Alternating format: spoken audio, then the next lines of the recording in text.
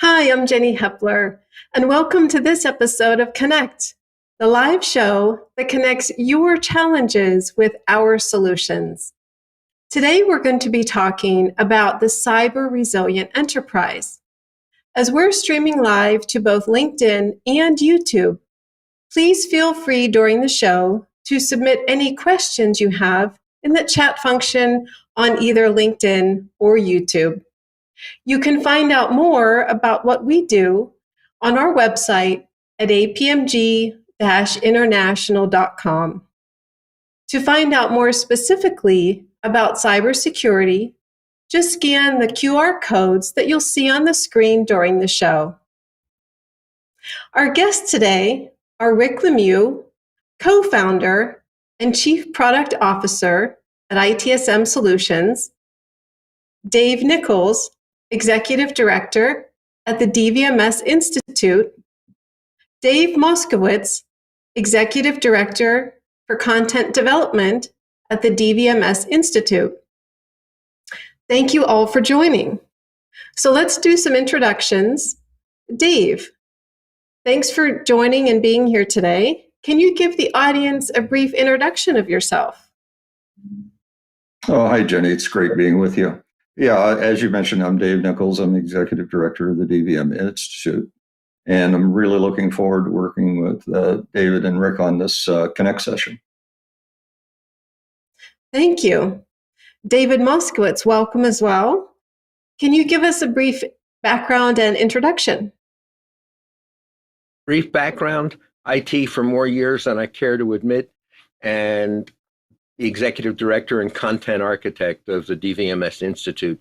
And as Dave said, it's absolutely delightful to be here with everybody to talk about cyber resilience. Great, thank you. We're happy to have you. And finally, Rick, it's great to have you also with us today. Hi. Would you like to tell the audience more about yourself? And also, can you tell the viewers a little bit about what they can expect on the show today? Absolutely. Absolutely. Thank you, Jenny, for having me today. I'm Rick Lemieux, and I am the Chief Product Officer at the DVMS Institute.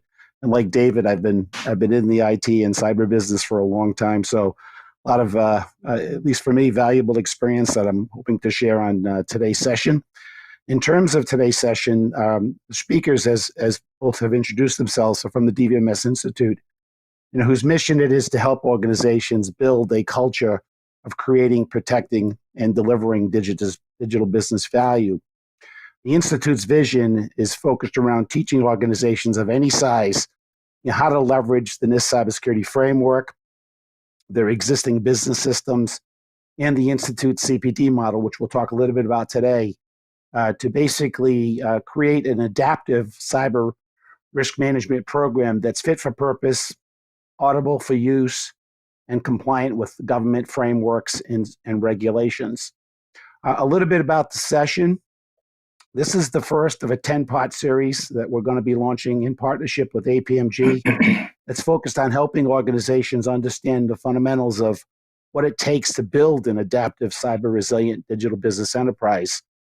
Our first 3 sessions will include the cyber-resilient enterprise, which we'll be doing today, followed by the cyber resilience team, and then the cyber resilience DVMS CPD model. We'll talk a lot about the model in that particular session. And then in 2023, we'll be adding an additional 7 sessions that will be focused on the core capabilities associated with the DVMS CPD model. So Jenny, what I'll do at this point is I'll just quickly introduce the session in terms of its focus on why enterprise cybersecurity resiliency programs require a paradigm shift from technology focused to business focused. I mean, cybersecurity and cybersecurity risk management is a business problem. It's not a technical problem. And basically what needs to happen, and we'll talk about this today, is that the organization needs to leverage a strategy risk model for all of its strategic business decisions. And David will give us some great detail behind that as well. So I'll hand it back over to you, Jenny. Great, thank you. I think it's going to be a great show. It's going to be an informative show today. as well as the series. So we're really looking forward to that. I think this is an absolutely perfect time to be putting this topic out there with these shows. So thank you again to the entire panel. So let's jump in with our first question today. So what is an adaptive cyber resilient enterprise? David? Jenny, thank you. The first thing that I think people have to understand is that if you approach it as a cyber resilient enterprise, that you're starting on the wrong track. The real issue is less about cyber resilience and more about organizational resilience.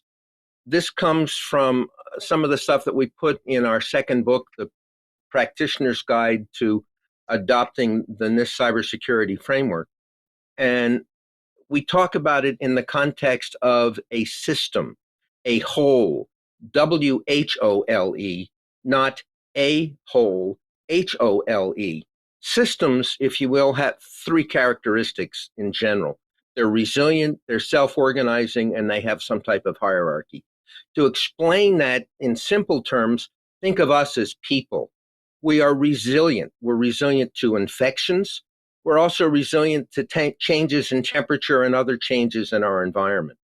We're self-organizing. From the day we're born, we learn to speak. We learn to adapt to our environment. And in fact, this idea of learning as part of self-organization comes in part from some of the work that Peter Senge did in his book, The Fifth Discipline, when he talks about a learning organization. And finally, we have this idea of hierarchy. Everybody's familiar with hierarchy in organizations.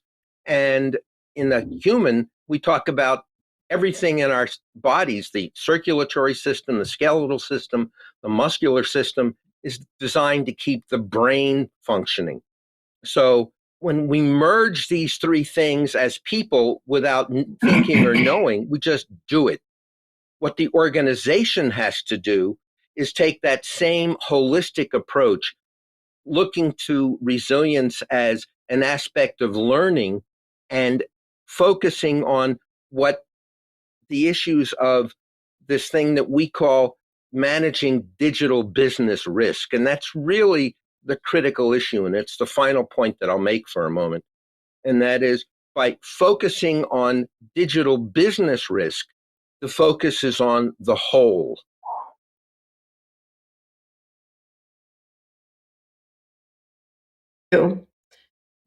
Dave, do you have something to add as well?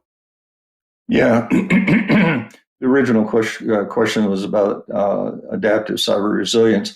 And as David pointed out, when you start looking at cyber resilience in the context of a systems approach and everything that David talked about, we basically say it's not about cyber resilience. It's about the organization developing the capability to manage its digital business risk.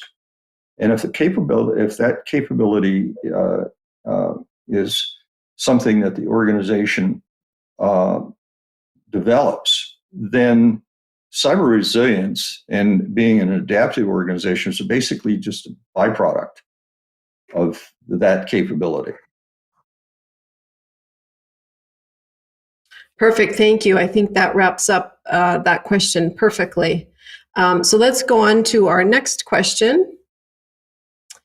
So what is the difference between cybersecurity and cyber resiliency?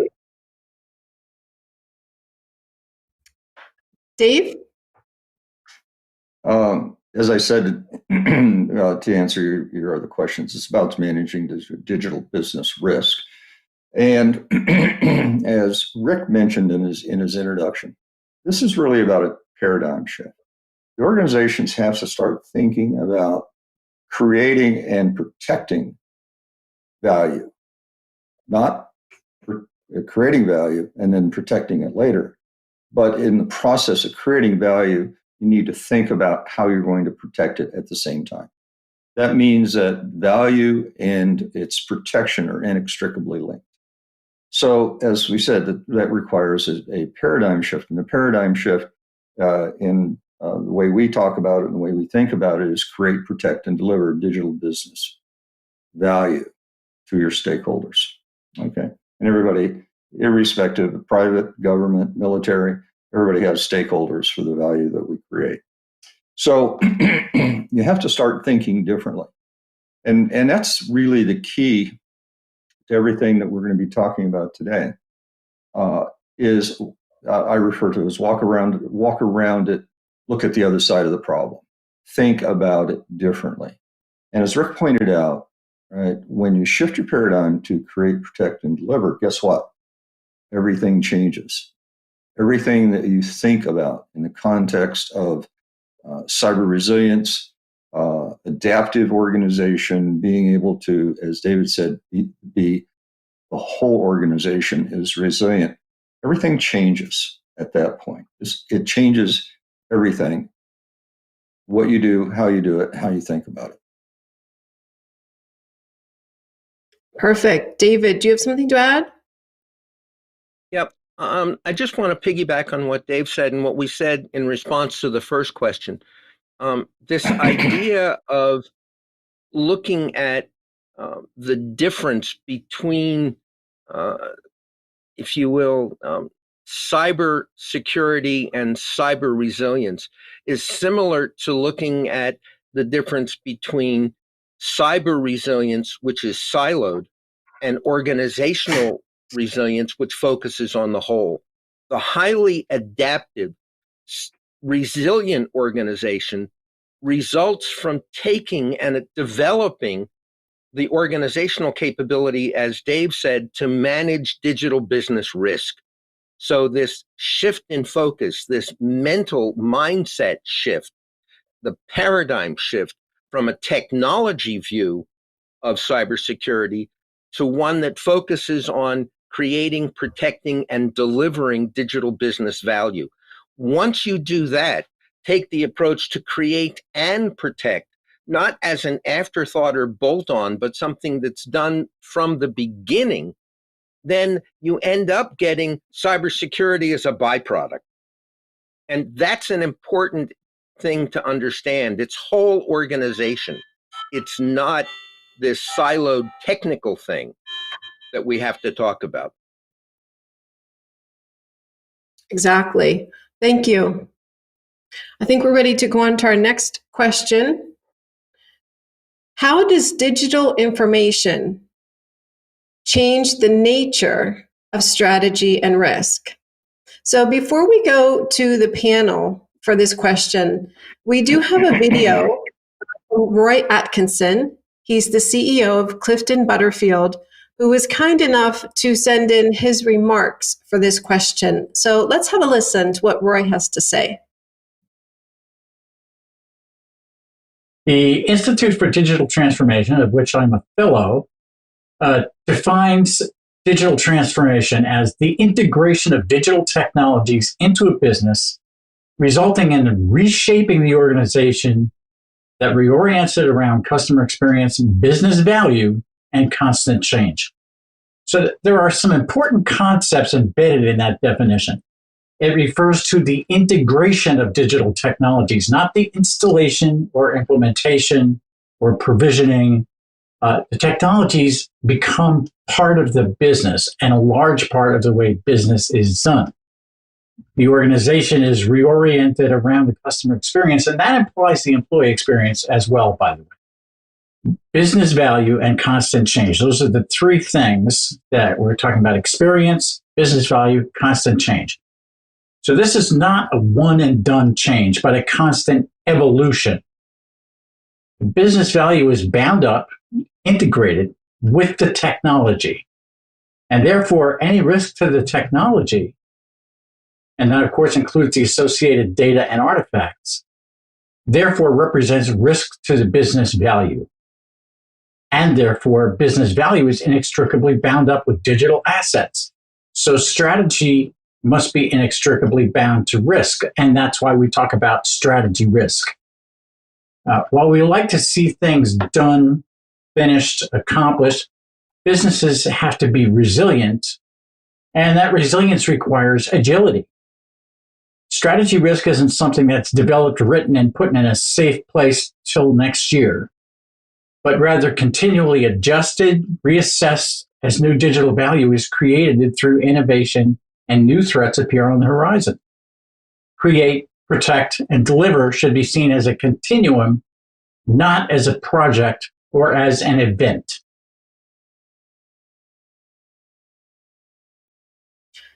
That's great. And we're very thankful to have Roy send that in. So let's now go to our panel to answer this question. David? Yep. Just to piggyback, pardon me, on Roy's point, ages ago, before we knew each other, Dave and I sort of learned the same lesson, though I like the way he expresses it much better than the way I learned it. And basically, it's if you can't name it, you don't know what you're doing. So we prefer to label it digital evolution rather than digital transformation, because to too many, the idea of transformation suggests a transformative event.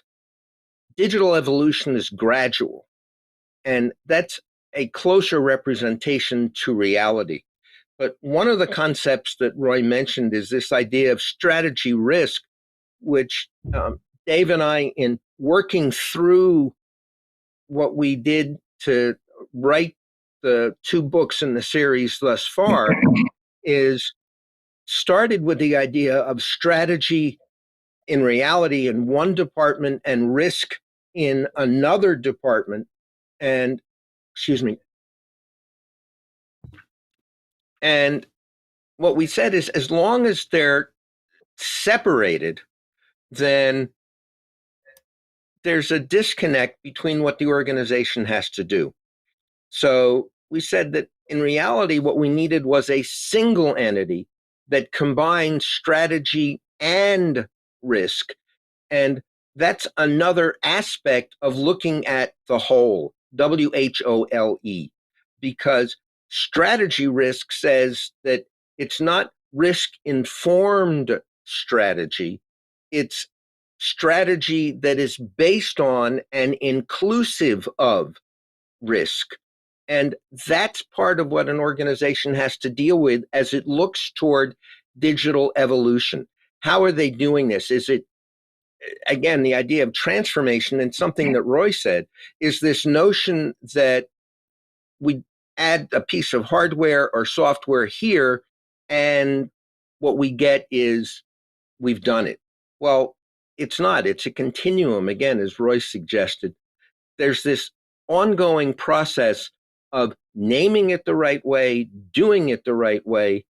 And the final point that I'll make about this is that if you expand digital business value and looking at it from the perspective of creating and protecting digital business value, then what occurs as you deal with digital evolution, by adding and relying more on digital assets, both technology, applications, systems, and data, the organization is at the same time that it's adding to its digital capabilities, is also expanding its attack surface.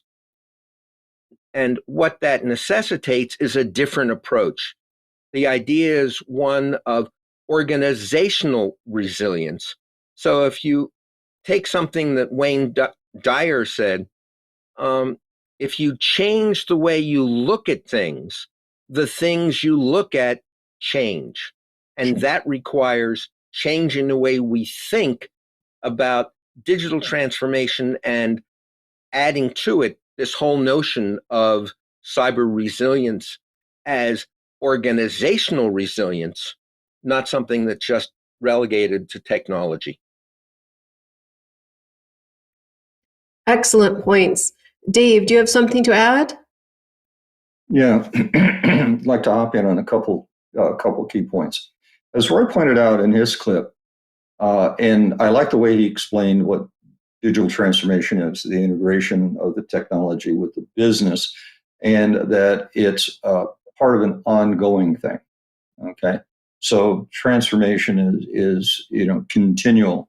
Our perspective on it is, as David pointed out, is evolutionary. And not to put a really fine point on it, but what Roy was pointing out, and I think it's really important, that transformation is not a one and done. It's continual.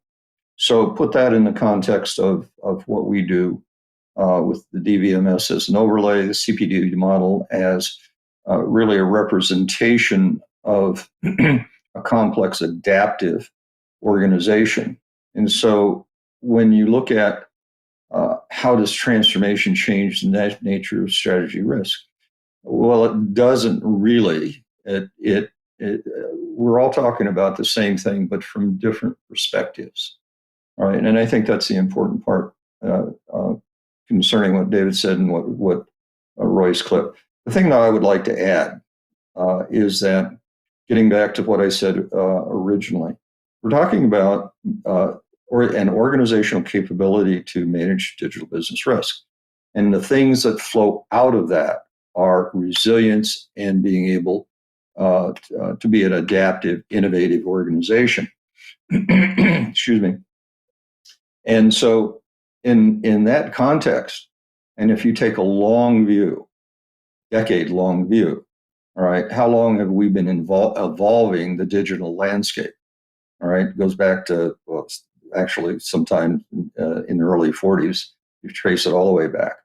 So whether you call it transformation or evolution, the concept is similar. It's not a one and done. It is a continual evolution, continual adaptation of your organization, all right, and how it faces the digital business risks it faces. Thank you. Rick, do you have something to add to that? Yes, I do. This actually relates to the previous two questions as well, because ultimately, at the end of the day, the organization's requirement to not only manage its digital business risk, which in turn will manage its resiliency, is not just a technical issue or where the responsibility lies only in the technical department.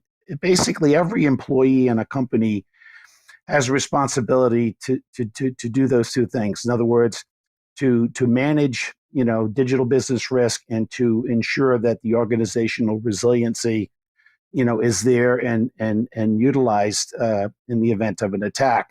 So basically, where I'm going with this is that it's an overall cybersecurity risk management or digital business risk management is really a team sport, so that everyone in the organization needs to be involved at some level. And if you think about that in the context of the business worker, their threat landscape as individuals is massive. Right, everywhere they turn, they run into another digital risk, whether it be through a phone call or through email or through text messaging, social media, you name it. Everywhere they touch that's digital, they're being attacked. In fact, they're one of the most popular points of attack for the threat actors. So it's really important for organizations as they build out their strategy and really looking at it in terms of risk, that they include the human risk factor in that, because it's important for them to be part of the solution and not part of the problem.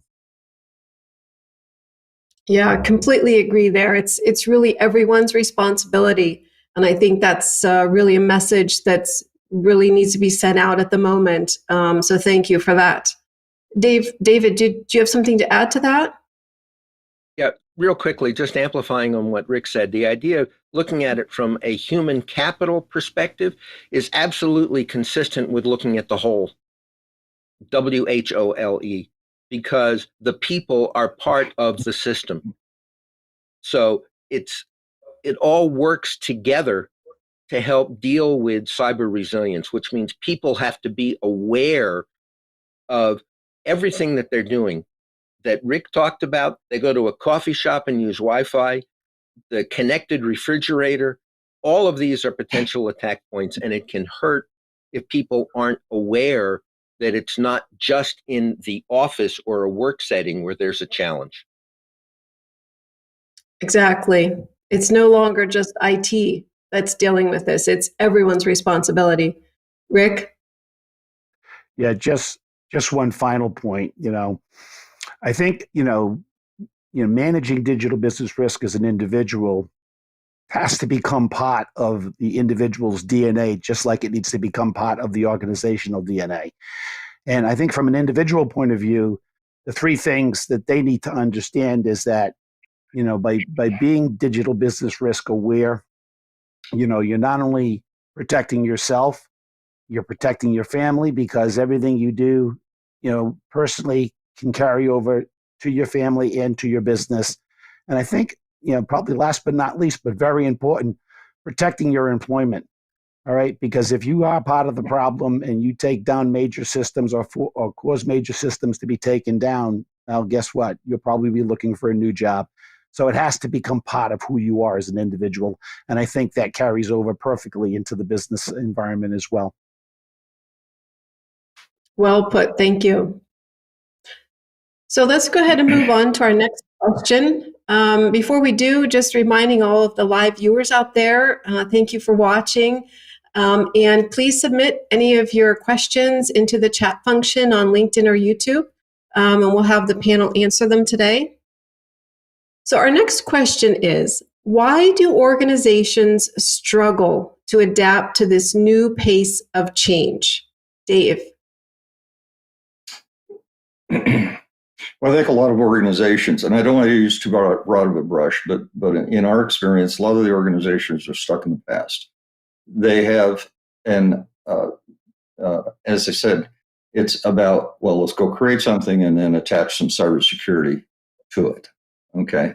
And as Rick pointed out, and Roy pointed out, and David pointed out, the rate of change, the threat landscape as organizations become more digital is increasing exponentially. All right. So when we talk about this, why do organizations struggle? It's because they're still doing the same old thing, the same old way, expecting something different. And that's not going to work. And so what ends up, and I want to make sure that I say this properly, what they're doing is taking a siloed response to cybersecurity. What we're doing with the DVMS and DVMS CPD model is taking a systems approach, introducing a systems approach, all right, to the whole idea of create, protect, and deliver digital business value. As David pointed out with Wayne Dyer's quote, when you start looking at that way, all of a sudden you're really forced to change the way you look at things. All right. It's no longer build something, bolt something. It's build something and build in or integrate its protection simultaneously. And that starts at the organization, top of the organization at the board, the paradigm shift, the business objectives, all the way down to making things work. Okay. And so by taking the systems approach, all right, we're taking a whole systems, a whole organization approach. It's not an IT issue. It's never, as I like to say, cybersecurity is not a problem. It's an opportunity.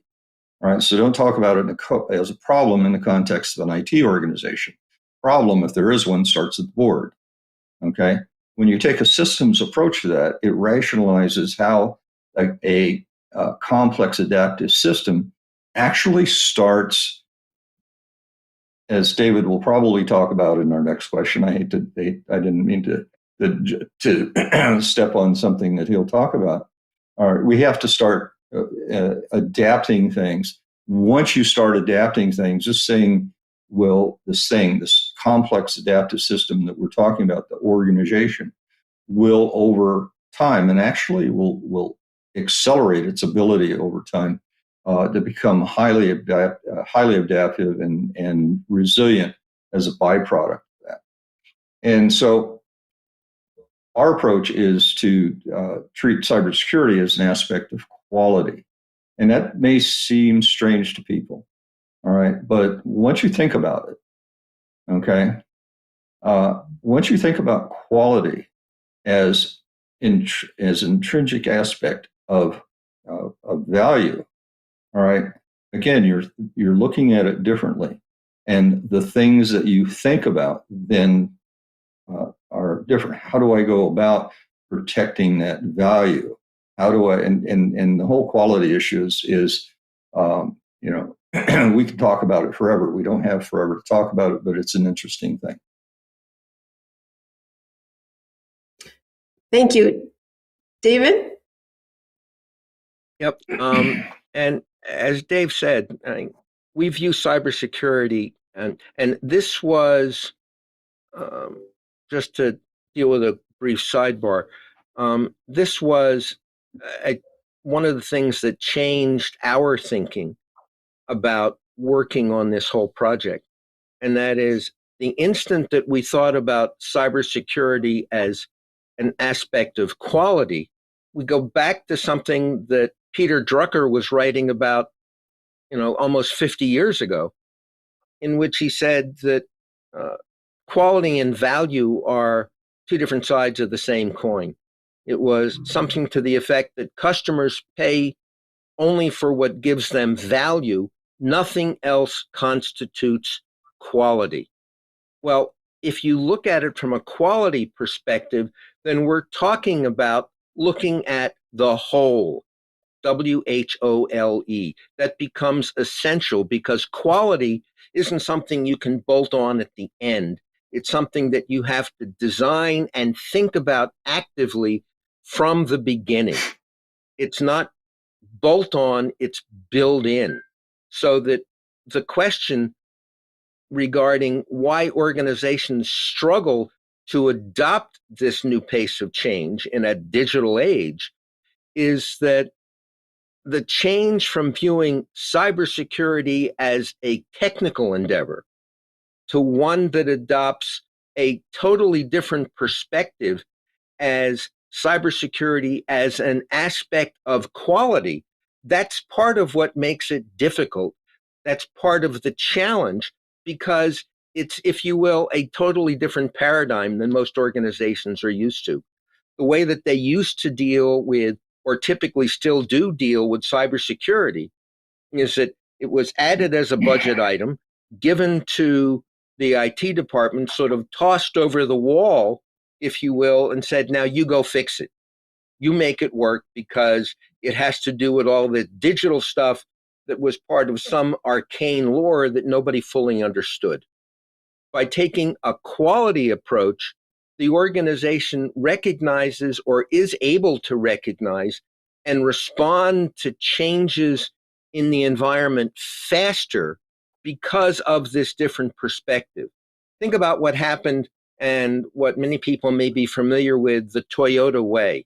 If a worker on the line building cars spotted a quality issue, they could stop the line and get an attaboy, an attaperson, by doing the right thing so that the quality issue could be corrected during the build, not inspected, tested, and maybe discovered afterwards.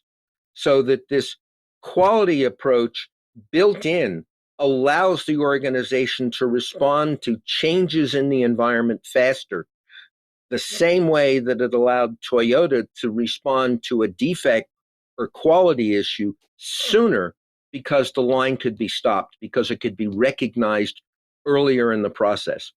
I come out of a software development environment, and it used to be that if you caught the bug as part of first stage, it might cost $1 to fix, $1. The later you caught it, after specification, into requirements, into design, into coding, into testing, into acceptance testing, and then into customer acceptance, the later you caught it, the more expensive it was. And at one point, it was almost a factor of 10, so that dealing with a $1 change early manifest into a $1,000, $10,000, $100,000 change after it went to the customer. And that's part of what we're trying to do with cybersecurity. Build it in, make it work, think about it differently. Excellent. Great example. Thank you. Rick, did you have something to add to that? Absolutely. Just going back to my individual theme, change. People fear change because change is hard. All right, it disrupts the things that they know very well, that they do every day, and to change that is scary for them. Okay, so what organizations need to do, and I think David covered it perfectly. All right, is empower people to think about change differently, to not fear it, but to embrace it. All right, and to bring those great ideas forward, because there's a lot of things that are going on, in the world of cyber risk that we're discovering every single day. We're discovering new things every single day. So if someone can discover something and realize that this is a potential problem and can bring it forward as a potential change, then there's a positive outcome on that. And the attaboy or attaperson David mentioned, is another way to reinforce that thinking amongst the general employee base. Once again, just to repeat what I said earlier, this is a team sport, and if we don't all work together and step up to the plate and do what we need to do, then we'll just continue to chase our tail and not solve this problem. Yes, thank you. So I think we're ready to go on to our next question. Where should an organization begin its cyber resilience journey? David? Yep. Let me take a quick stab at this. The first thing that an organization has to do is recognize that it's dealing with a systems approach. And we've talked about the idea of a system almost from the beginning, to create, protect, and deliver digital business value to its stakeholders. So where do you start? You would start with an assessment of where the organization currently is. And we designed the thing that we call the digital value management system as an overlay. That means that it's something that you don't have to do something new. You don't have to pick up some new framework. You start where you are, understand that there are certain minimum viable capabilities. The organization needs the ability to govern, to know that what it's doing with governance is actually working. It needs to be able to plan. It needs to be able to design stuff, both business and technical. It needs to be able to change. It needs to be able to execute, and it needs to be able to innovate. And everything else the organization fits into one of those 7 buckets. So by using the DVMS as an overlay, you're not reinventing, you're not adopting something new.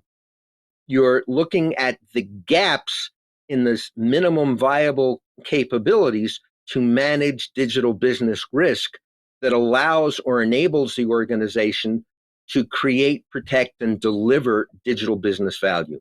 The overlay approach scales regardless of organizational size.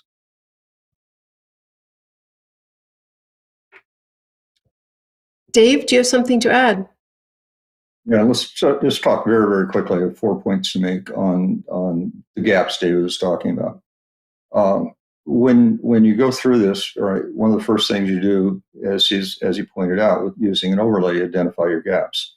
Right, where are we at? Where are our gaps in our existing capabilities? Second thing, once you identify the gaps, you can identify a plan. This is how we're going to mitigate these gaps in our capabilities, either creating new capabilities or improving existing capabilities. All right. Then the fourth thing is, once you get into closing gaps, this is not a technology exercise.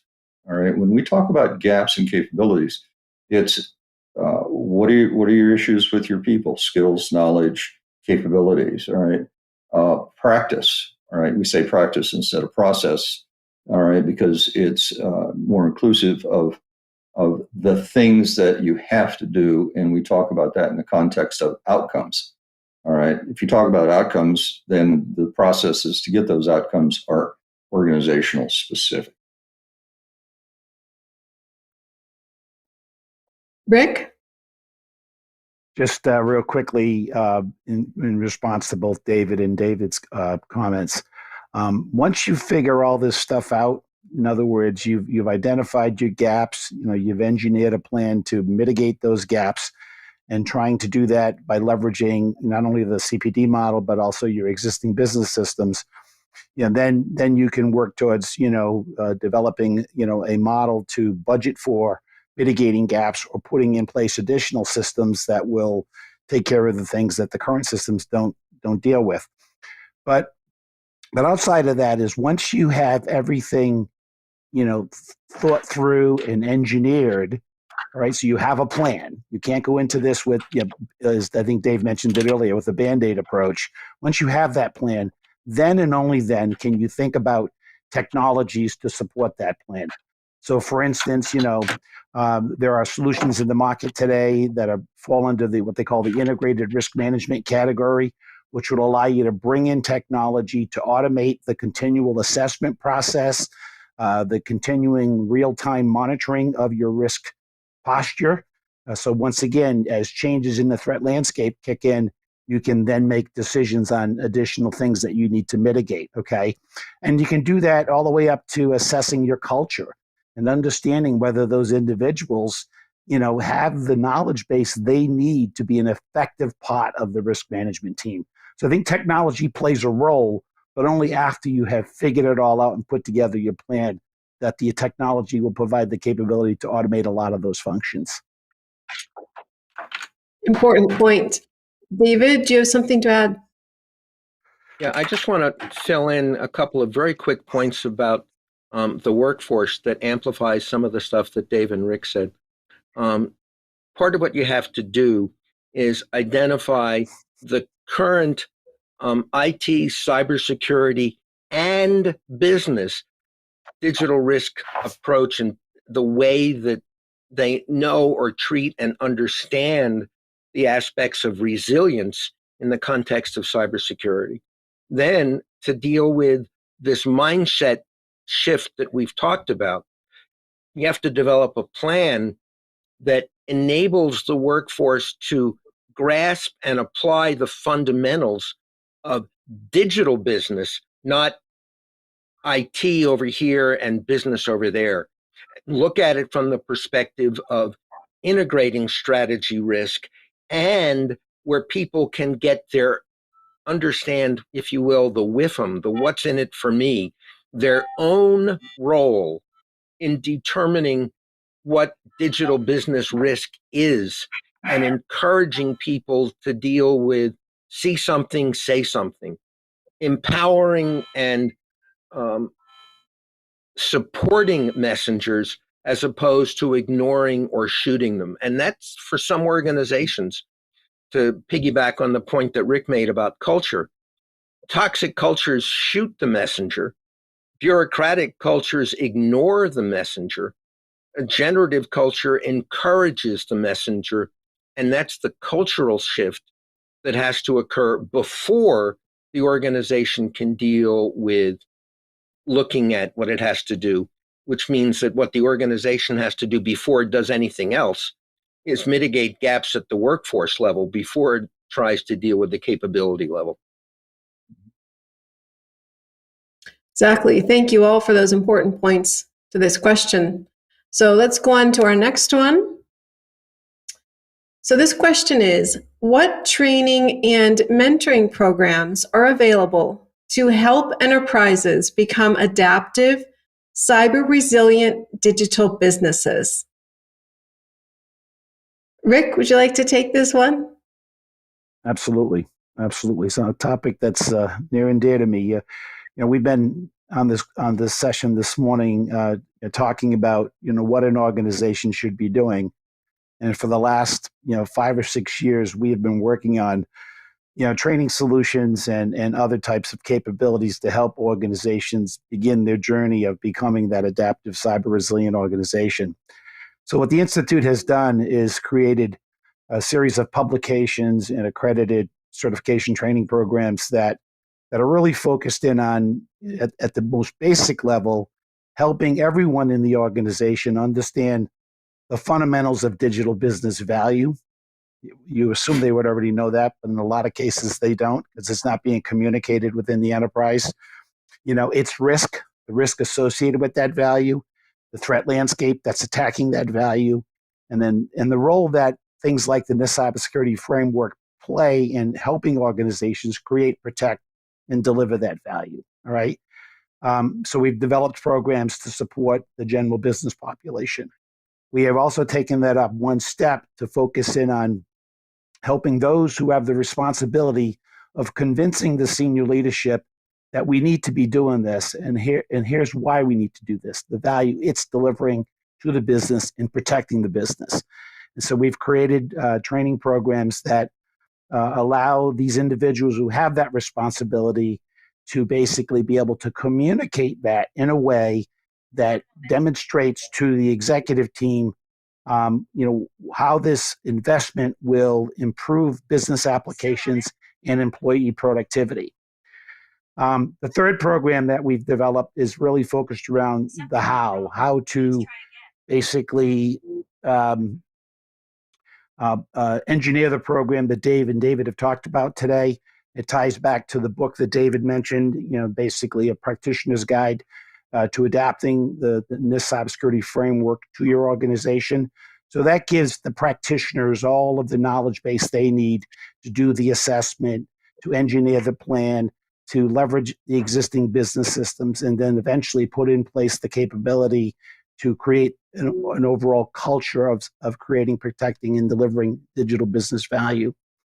And then the way we built the Institute is built around a collaborative model. So it isn't, Rick, Dave, and Dave doing all this themselves.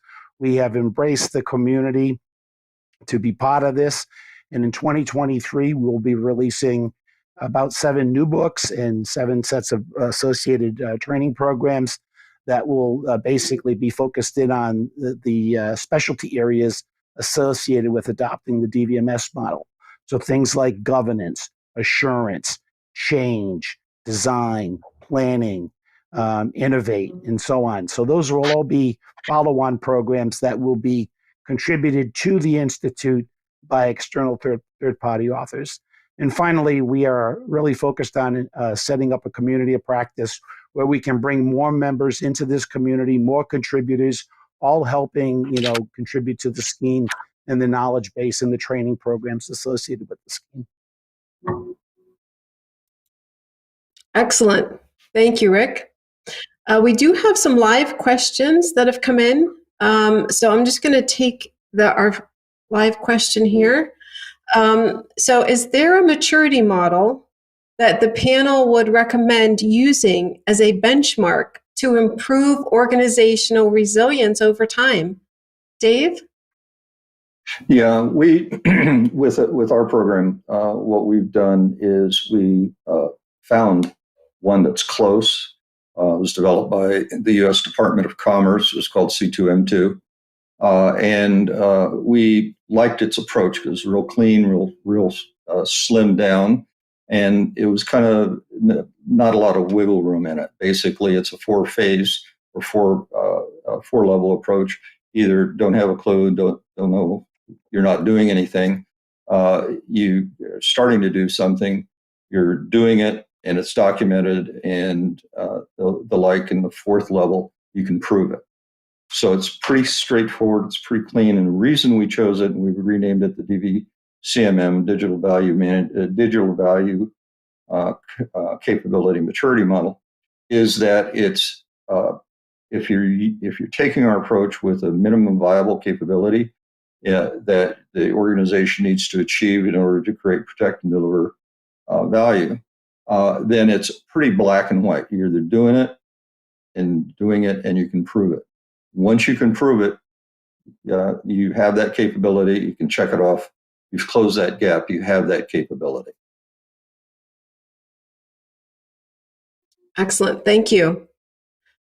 We do have one last live question that I'm going to put up here for the panel. So what is a strategic approach to determine which emerging technologies are to be factored in to be cyber resilient? David. I'd like to, if the question would allow, sort of flip that a little bit. The question is strategic approach to determining technologies. And what I'd suggest is first focus on identifying the gaps in the minimum viable capabilities in the workforce and in the culture before looking at a technology solution.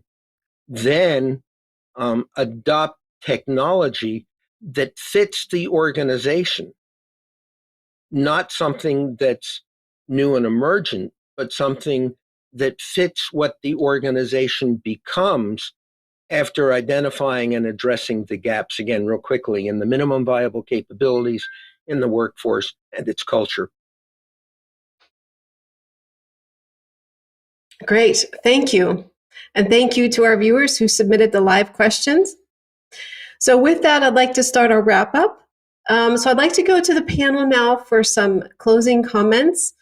Let's start with you, Dave. Okay. Well, thank you for hosting us today. I think we've covered a wide range of concepts that will hopefully get our audience thinking differently. Okay, walking around the other side of the problem, looking at it differently, thinking about a systems approach, right, and how you go about achieving the minimal viable capabilities to create, protect, and deliver digital value. Thank you. David, do you have any closing comments today? Just looking at some of the comments from the live audience, and I'd like to thank them all for participating and sticking with us. Too many organizations think about cybersecurity from a technical perspective because the technology is, if there's a breach, it's a technical breach. But what they don't stop to think about is that if that breach occurs, it affects the whole organization. Go back in time and you can check the history.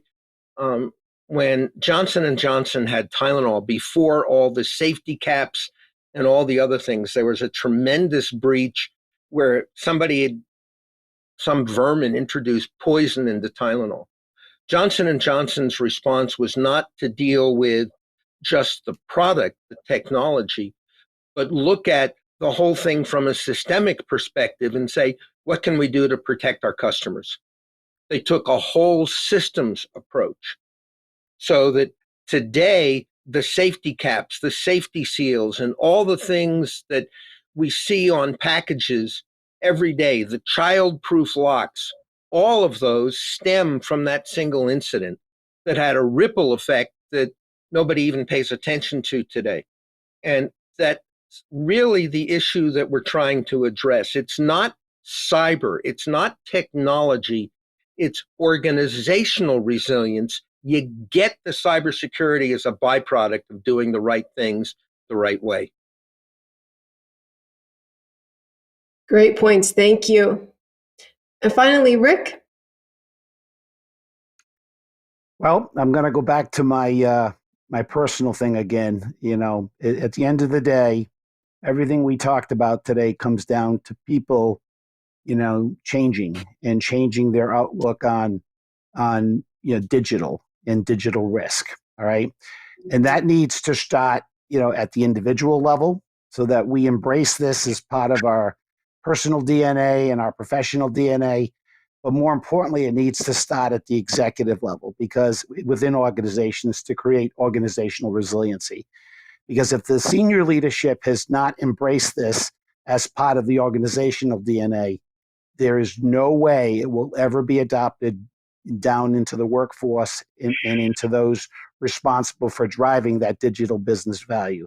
So it is is responsibility of the executive team to establish strategic policy that, you know, establishes the culture that then gets translated into management policy. So the management teams that support the organization are driving that message and supporting that message, and then all the way down to the operational teams, the business teams, and so on. If you cannot pull that all together, it's not rocket science. It's really about being able to think differently about the problem, and more importantly, think differently about, how do you protect that business value that keeps the business in business and keeps all of their employees gainfully employed.